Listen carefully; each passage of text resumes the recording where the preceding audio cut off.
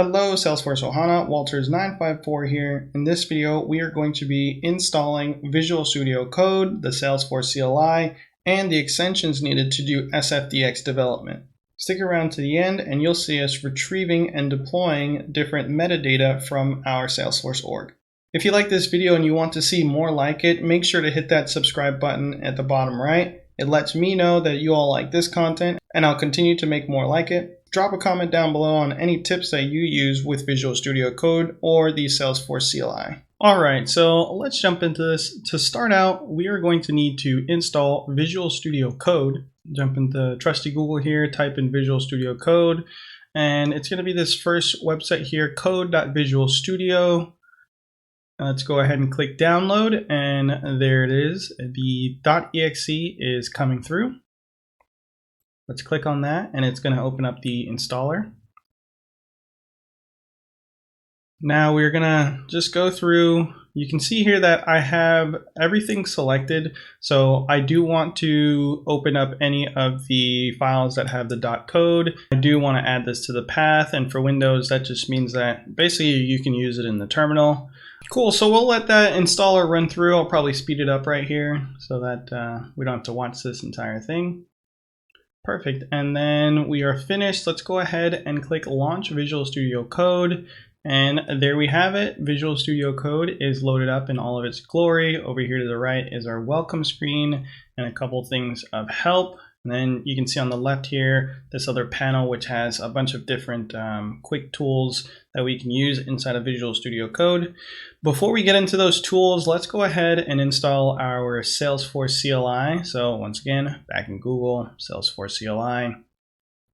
We'll hit the first link that we have here, select our operating system. So for me, this is Windows again, 64-bit.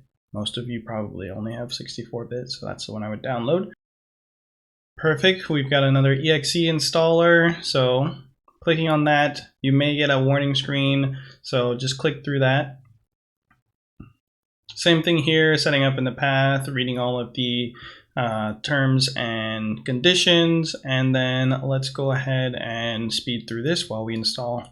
So the Salesforce CLI is a command line interface tool that you can use to connect to your Salesforce org. So you can do things like synchronizing your Apex classes, pulling down your metadata, installing packages, importing data to your org. So there's a lot of really cool things to do there in the Salesforce CLI.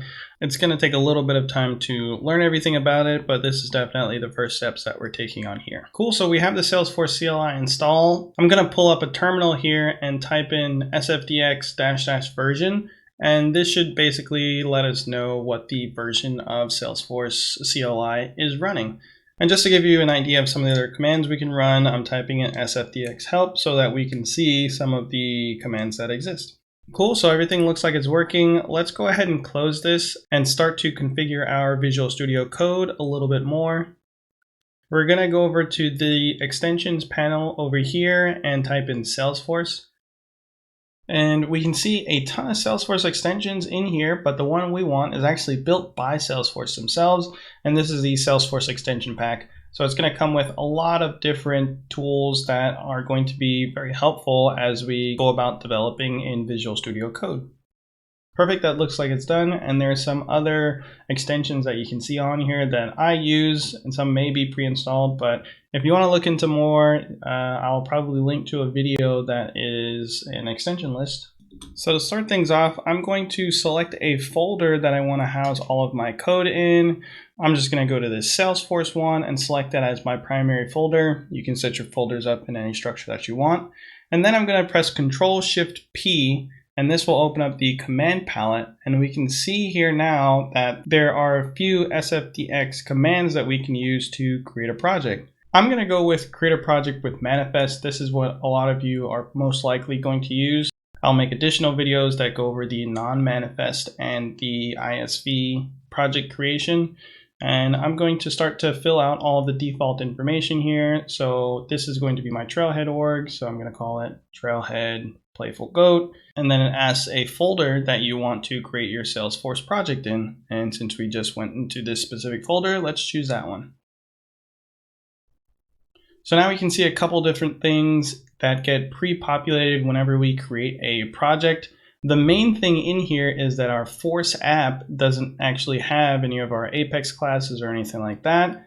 We'll need to run some additional commands to start to pull our metadata out of our org into our project. When you create a project with manifest, it creates a package.xml, and that's what we're going to be using to pull all of our data. Okay, now that we have our project created, let's actually authenticate to our org. So once again, I'm pressing Control-Shift-P, and I typed in auth for authenticate, and we can see that the first one on there is authorize and org. Let's go ahead and press enter on that, and depending on where you're logging in, you'll need to select something for it. So for me, this is going to be a production org. If you don't know, your Trailhead orgs are production orgs. This is basically a login that you'll keep in Visual Studio Code so that you can pass information back and forth. After you type in your name, it'll bring you to a regular Salesforce login screen. This will help sync your Visual Studio Code and your Salesforce org. So if you're using a Playground org, do reset your password if you've never done it before and get your username. I've already done it, so I'm going to just go and log in. So I'm going to paste that in here, type in my super secret password. It may bring up an OAuth screen, so go ahead and accept that. Now at the bottom left, we're seeing that authorized org name that we're currently under. You can technically have many different orgs linked up to Visual Studio Code, but this is the current one that we are active on. And if we retrieve metadata or push metadata up to the org, that's the one it's going to go to. Perfect, now we have our org synced up to Visual Studio Code. Let's go ahead and pull down some of the metadata that lives inside of our org. I'm going to go over to our package.xml and right click on it.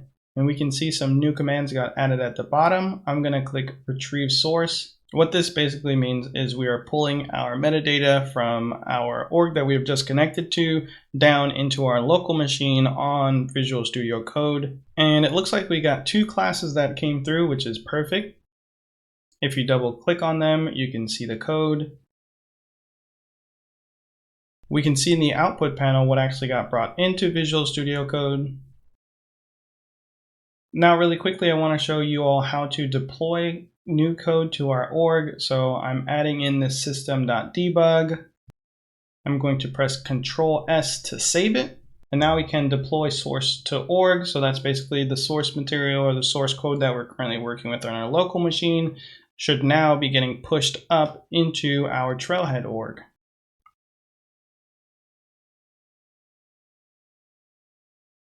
And we can see here our system debug line is now inside of our Trailhead org. We can also run our test classes, which is really great.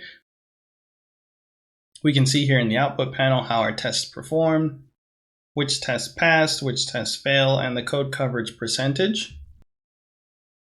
One thing that is missing is the coloring for the code coverage, which I find really helpful so you can see which lines have been covered, and that is a preference setting that we'll need to turn on. Hit File, go down to Preferences, Settings. Let me make a little space here.